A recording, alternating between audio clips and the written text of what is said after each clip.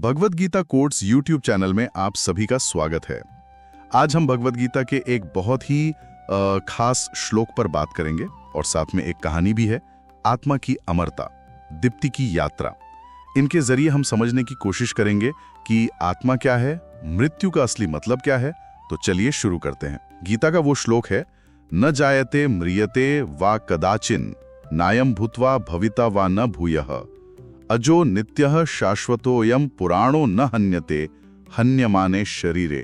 मतलब आत्मा न जन्म लेती है न मरती है, वो हमेशा से है, हमेशा रहेगी, अजन्मी, नित्य, शाश्वत। शरीर के खत्म होने पर भी वो खत्म नहीं होती। हाँ, और इसमें सबसे दिलचस्प बात यही है कि आत्मा को शरीर से बिल्कुल अलग माना गया है। शरीर तो वो बदलता है, बूढ़ा होता है, खत्म हो जाता है, पर आत्मा वो वैसी ही रहती है, हमेशा, नित्य मतलब हमेशा रहने वाली, अजन्मा मतलब जिसका जन्म नहीं हुआ। ये सोचना कि हमारा जो असली मैं है वो शरीर के आने जाने से परे है, ये काफी गहरा विचार है। बिल्कुल, और इसी को ना कहानी के जरिए समझाया गया है। दीप्ति नाम की एक लड़की है, 18 साल की।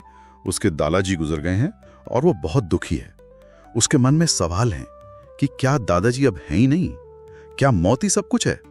ये सवाल तो खैर हम सबके मन में आते हैं कभी ना कभी। सही बात है, ये बहुत ही स्वाभाविक सवाल है। हाँ, तो कहानी में फिर एक मोड़ आता है।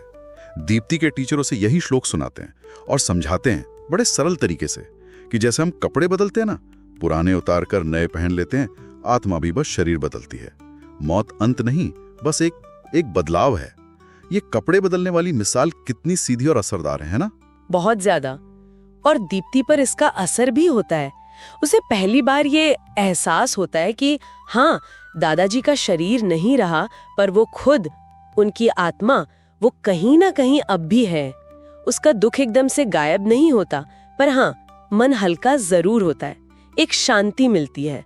और ये दिखाता है कि ये जो ज्ञान है ये सिर्फ किताबी नहीं है, ये असल में दुख कम करने में मदद कर सकता है। लेकिन ये समझना, खासकर जब कोई बहुत करीब का इंसान चला जाए, क्या ये वाकई इतना आसान होता है? मतलब दिमाग से तो शायद समझ लें, पर दिल? नहीं, आसान तो बिल्कुल नहीं होता। ये आपने बहुत सही पॉइंट उठाया। इसे पूरी तरह से महसूस करना, जीना, ये एक सफर है, इसमें वक्त लगता है। पर स्रोत यही इशारा कर रहा है कि इस विचार को मन में जगह देना, इस पर सोचना, यहीं से शुरुआत होती है। और अगर हम इसे थोड़ा बड़े पैमाने पर देखें तो ये सोच जिंदगी और मौत से जुड़े हमारे सबसे गहरे डर पर असर डालती है। अगर आत्मा सच में अमर है, नष्ट नहीं होती, तो फिर मौत का डर कैसा? मौत तो फिर शरीर की हुई ना, चेतना की तो नहीं।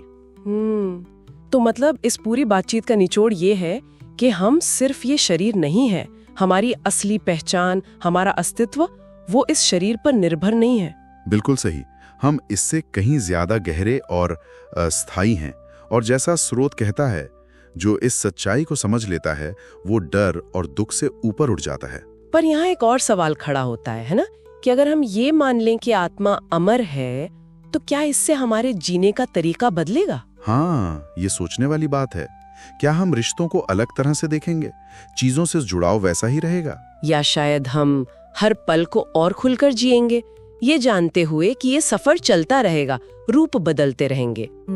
स्रोत की जो आखिरी सीख है वो यही याद दिलाती है कि जब कोई जाता है तो उसने बस शरीर बदला है, अपना होना नहीं खोया। आत्मा न जन्म लेती है न मरती है, वो हमेशा है। ये सोच दुख में एक तरह का सहारा बन सकती है। और हाँ, जाते जाते एक सवाल आप सबके लिए छोड़ जाते हैं।